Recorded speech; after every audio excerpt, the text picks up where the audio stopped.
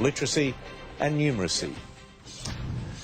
Having a bad night's sleep is something we can all relate to, but it could be more dangerous than you think. More than 1 million Australians suffer from a potentially lethal lung disease, and many don't know it because they put their symptoms down to old age.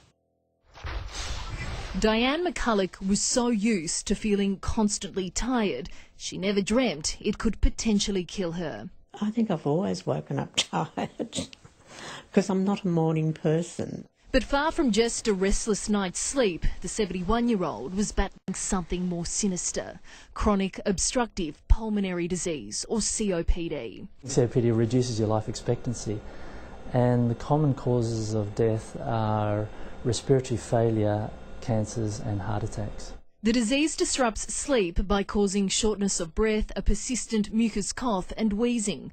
Over time, it narrows airways and ultimately destroys the lungs. Begin deep and blast out.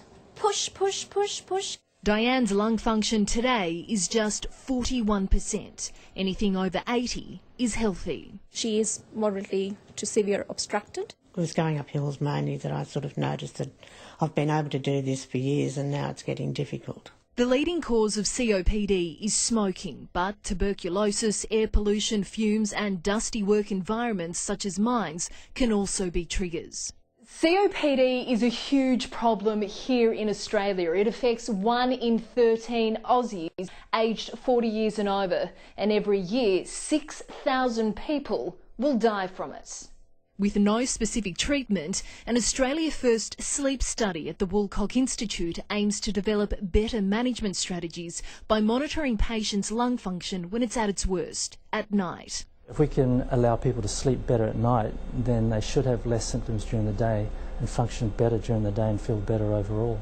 To take part in the study, email sercomed@woolcock.org.au. For more information on the study, head to 9news.com.au.